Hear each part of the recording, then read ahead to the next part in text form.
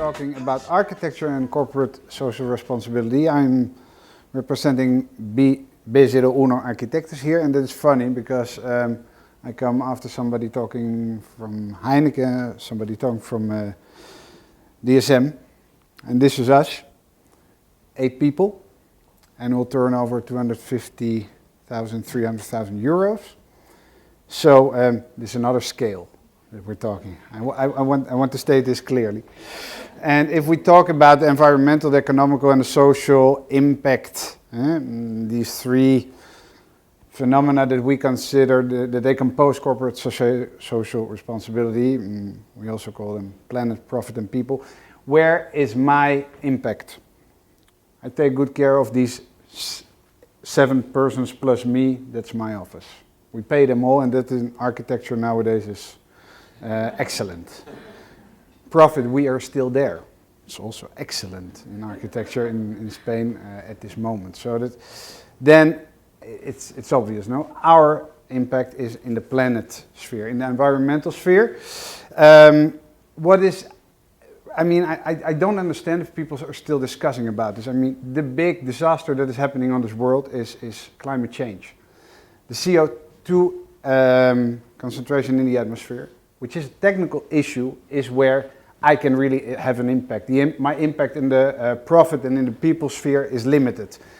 I, as an architect, have this technological challenge to comply with. For who is still considering that there's a discussion on the subject. 2013, 10,885 peer-reviewed climate articles. 2 of them reject man-made global warming. I mean, sometimes people talk about scientific uncertainty if things still have to be discussed. Now, this is over. I mean, this is a lie. I have to state this because the discussion, there's urgency. We have to reduce CO2 concentration in the air. The Chinese, they're getting aware of it, and well, it was about time. The Yankees, they're getting aware of it, because if this is Manhattan, climate change is here. It is irreversible. And people that think that through human rights you can solve climate change, I have to say you're all wrong. It's very good to take human rights, obviously, Heineken, DSM, you're in that position that you should take care of that, but I cannot. And I have to deal with this technical issue. It's about chemistry. The greenhouse gases in the air, they passed, it's a symbolic concentration, 400 particles per million CO2 in the air is what is being measured right now and increasing. So there's a technological answer to this. The problem that I have to deal with is technological, and I will try to give a technological answer. And it is clear that building, these are data of the United States Green Building Council, data corresponding to what happens in the United States. Building is the cause of 12% of water use, 39 CO2 emissions, 65 waste output, and 71 electricity consumption. On a worldwide scale, the CO2 emissions is more or less the same. Waste will be less on a worldwide level, but just to see what I am the cause of, with this small team of architects that I have around me every day, and what we can do good. Green buildings, they can reduce your energy use, CO2 emissions, water and solid waste, 70%. Somebody here from Pujol, that's a prefabricated concrete company, prefabrication that reduces waste. We have to work on that. Because although we are only with 8 people, I mean, we make decisions that have an impact, that are of a certain scale. This is the center of Lleida, where we did the Justice Building and the tower leading up to the Liceu and the school that you see in the. We did the Leitat Technological Center in Terrassa that you see in the mountains, and we did big scale housing in La Maquinista. So with this small team, we can make a difference. See somebody with the recycle, reuse, and reduce slogan. I mean, we have the 3 R's. I will end with Snow World, but I wanted to also show 2 other projects because these 3 R's, I think it's very important to be aware that the first step, where can I have the biggest impact? The decisions that I make on reducing my ecological footprint. So I'm going to give one example of what is reducing. We were invited to take part in a competition in Vigo, Galicia, a neighborhood, the Casco Antiguo, with big topographic height differences. On top of the city is the Concello, the city hall, and down at the quays, the harbor and everything.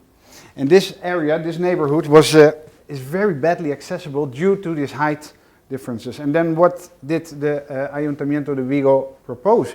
We should make some elevators with bridges, like maybe you know the one in Lisbon, beautiful objects, and then we can place 3 of them, and then you can go up and you can enhance the accessibility, which will improve the economic development of this area. We were invited because in Lleida we did one of these elevators that makes you go up to the sail from the riverfront.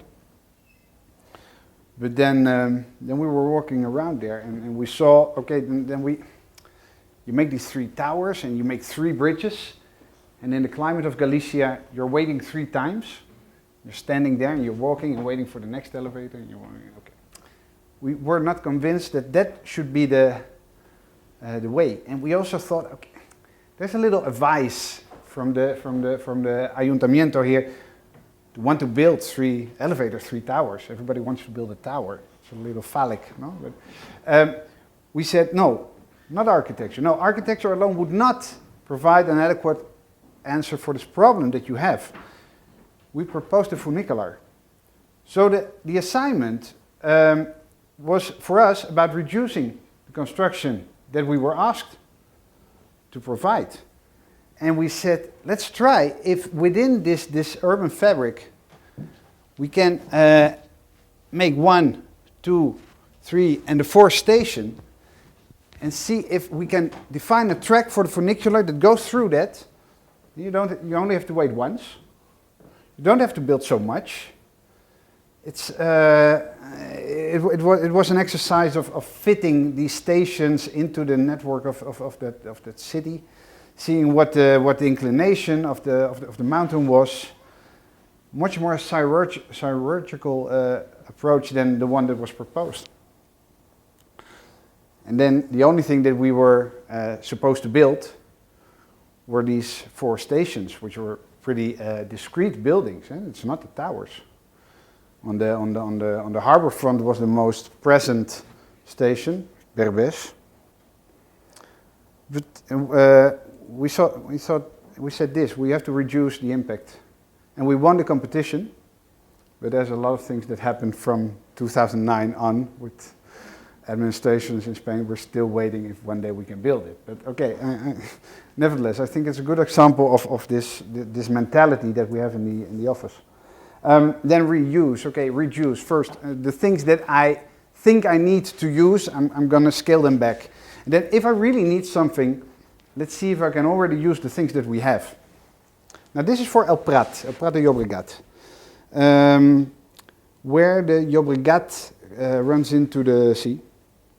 There were 2 ruins, El Semáforo and the Carabiners.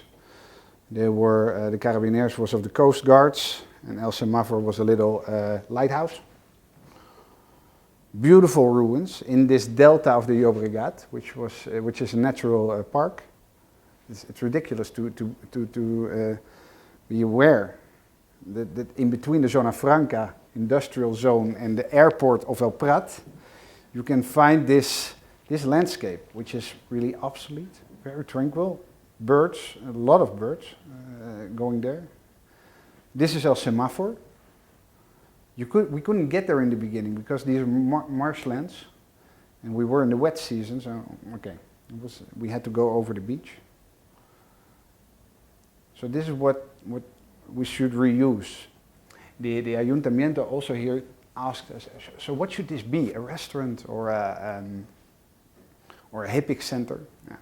Okay, then we said, okay, tranquil. I mean, the beautiful sensation that you have right now, it's like a painting of Edward Hopper, no? You go there and it's an Atlantic site almost. So we said, no, let the ruins be the ruins. We're going to use these and we're going to make sure that it's going to stay like this. So there's going to be a structural consolidation. Very easy thing. You see the concrete beam on top of it, putting weight on top of these walls and repairing them where the holes were really big. I don't know with which products, but obviously DSM was in there. But we stabilized these walls, and this is how we make sure that this is going to stay like this for a lot of years. And it's a beautiful site to visit. And for the semaphore, we did have to make this little gem accessible. So we built this bridge. The wood had to come from Brazil because marine environment, very hard. It is Kumaro wood we needed. And then you go through the building and then you go up, because we said also for people that go in wheelchair, because they go there. They should be able to get to the next level. And there was a little trick, because as a matter of fact you're not allowed to walk on the beach because that's where the birds breed. Now you're on the beach, but you're not stepping on it. So you can see the beach. If not, you would have been obliged to stay on the other side of the building. But now you can cross the building, see the sea, and go up. So that was another project, reuse. And now recycle, and this is where Jasper, why he invited me, because I have to explain Snow World, Barcelona. It's also good to know that, I mean, this sustainability mentality does not necessarily lead to small scale projects. I mean, I really think there's a coherency between the three projects that I'm going to show. But what was the challenge on Snow World? What is the challenge on Snow World? Because we still have to build it. We're going to build it, but we have to comply with our aims. To do this in a Mediterranean climate is crazy. What did the people of Snow World want? What do they want? An interior ski slope, 300 by 80 by 10 meters, approx, length, width, height. -6 all year, -6 Celsius. And this means a temperature difference between interior and exterior of 25 to 40 degrees Celsius. This means the whole complex, which I will show later on, because it's not only the ski slope, but it's also annex buildings, has got an energy need of about 3 megawatts. 80% of that is destined to cooling, so it's clear. The cooling is the problem. Now, if we compare what we are going to design and what we are going to build to the Dutch already functioning complexes in Zoetermeer and the Landgraaf, which were built like 15 years ago, it is easy to improve. Through technology nowadays, we can already have 50% savings on energy consumption, which is very satisfying for the owners of Snow World, for the direction, who in the beginning, as a matter of fact, the sustainable thing, it's got to do with money. Okay, now, then there we had a click. Yeah? Scaling back energy consumption, indeed, I mean, ecology and economy, etymologically, they have a lot to do. So this is where we found ourselves. We wanted to scale back CO2 emissions, they wanted to scale back energy consumption. It's the same. So we improve a lot comparing it to Holland, but then still, the cooling needs still would represent an enormous amount of energy and thus CO2 emissions. And then we were looking for this CO2 neutral source for the cooling that was still needed. So we started working, and we started looking for a site, and we more or less went to the south of Barcelona, because we said, okay, this is an area where there are big plots. This is an area that's going to be very accessible. It already is accessible because of Gran Via and the Ronda Litoral. The metro is going to come. So this was the area that we were looking. But the other problem, we were not solving it. I mean, we were calculating on geothermal, we were calculating on photovoltaic. We did not come on the surface that we were dealing with to anything close to solving this energy consumption problem for the cooling. And then we heard, well, this is luck. I have to admit that this is luck. Gas natural liquado, liquid natural gas. There was going to be built a liquid natural gas cold recycling network in the port of Barcelona. Liquid natural gas. Gas is coming to Barcelona in boats, compressed liquid from Algiers and from Tunis. And what happens when it arrives to the harbor of Barcelona? This liquid is at a temperature of minus 165 degrees Celsius. And to regasify this liquid, there's at the regasification central at the Moidels in Flamapolis, they cause an interchange of temperature with seawater. And thus we are at the same time heating up the gas, the liquid gas, so that it regasifies, it evaporates. And at the same time we're cooling down the sea. And we're cooling down the sea with 30 megawatts of frigories, the opposite of calories, there's frigories. This is what we are dumping into the Mediterranean constantly in the harbor of Barcelona. And there are a lot of harbors that have liquid natural gas installations. And we assume this normal. Within our fossil, our system of fossil energy sources, we take this for granted. And that is, it's good to be aware that this is a disaster. And we have to try to tackle these things. Now, instead of chilling seawater, you can also do something else with this cold. These frigories, which are being treated as waste right now, they can be recycled, cooling something else. So from the central of Enagas, where the liquid natural gas is arriving, the company Eco Energies, which is a collaboration of Dalkia and the City Council of Barcelona, is gonna transport another liquid, CO2, glycol water, towards their central, which is already functioning. You see Tanque de Hielo. They're going to also provide energy from biomassa from this central. They're already providing that, as a matter of fact. So then they're going to have ice tanks over there. And from there, we can plug in so that when Snow World needs their cold, they can get cold liquids from that central at the time that we need it. And it is the recycling of a waste. While recycling this waste, while recycling these frigories, we do not cause any new CO2 emissions. So we solved the cooling problem. And, okay, then we were happy, because as a matter of fact, I think for my office it would have been quite a shame if we wouldn't have solved that. Now there's some other advantages occurring at the same time.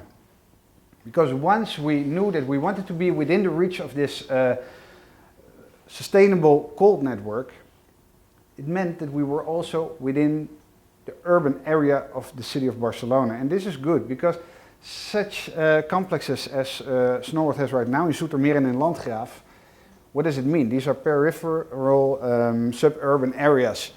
You see the parking lot that they need in Landgraaf. Up there, I mean, it's almost as big as the ski slope. If we are building this within Barcelona, I can let my people come with a metro. The metro station of Linea 9 Foc will end up here. Excuse me, motors. There are already buses running through this neighborhood. You can go with your bicycle, you can go with your motorcycle. So we're changing this peripheral model. All the indoor skis in the world are in the periphery of big cities into an urban complex. We win a lot with that.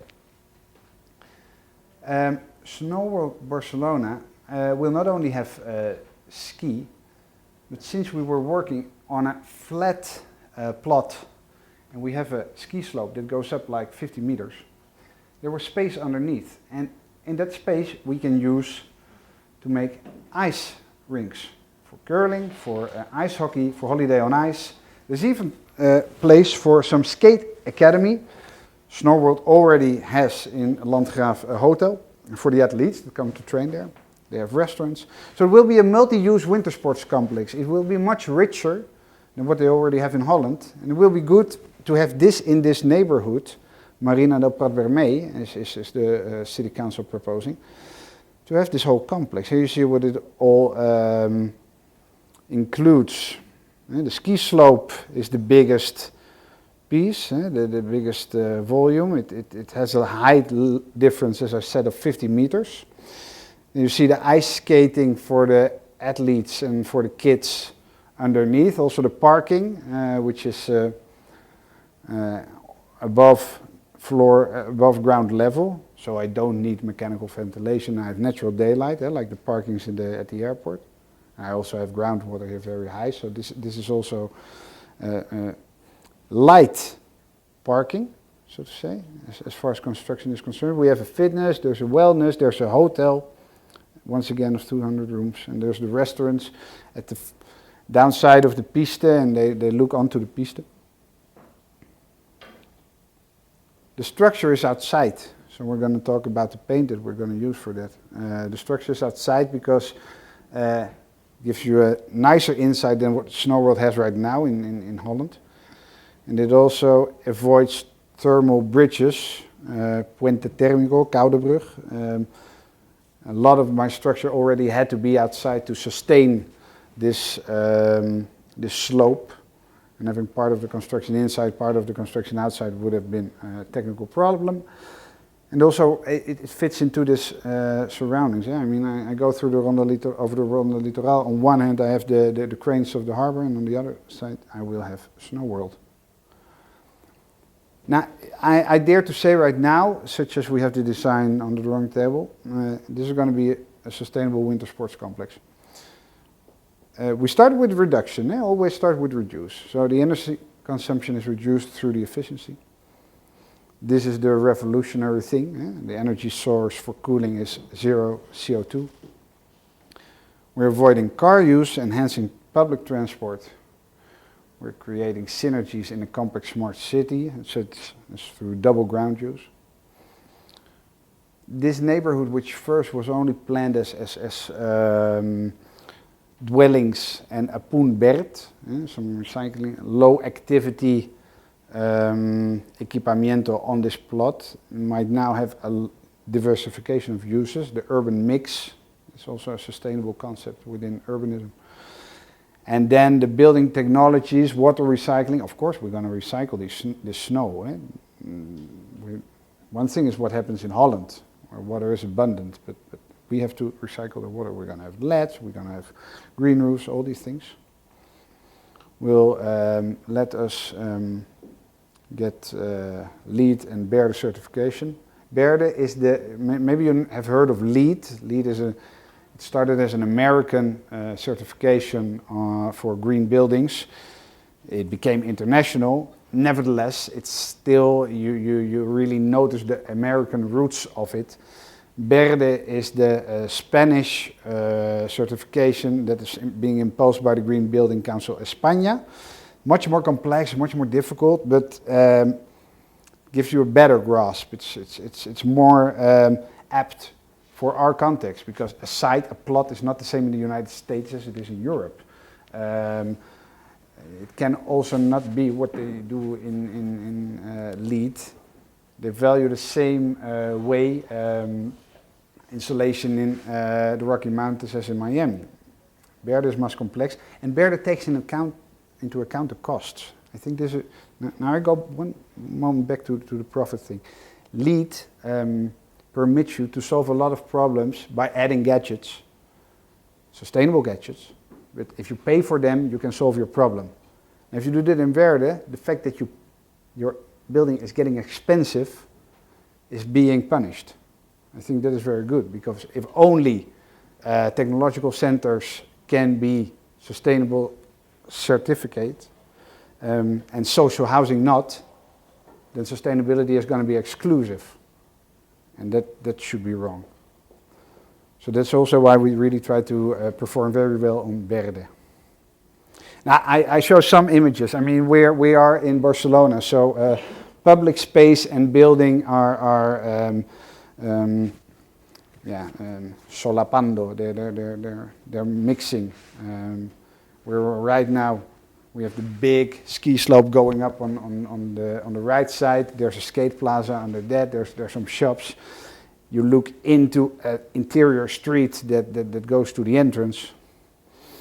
This would be inside the hall. If you have seen other indoor skis, well, the one of Dubai also doesn't have the structure inside, but this is also going to be a very clean hall on the inside.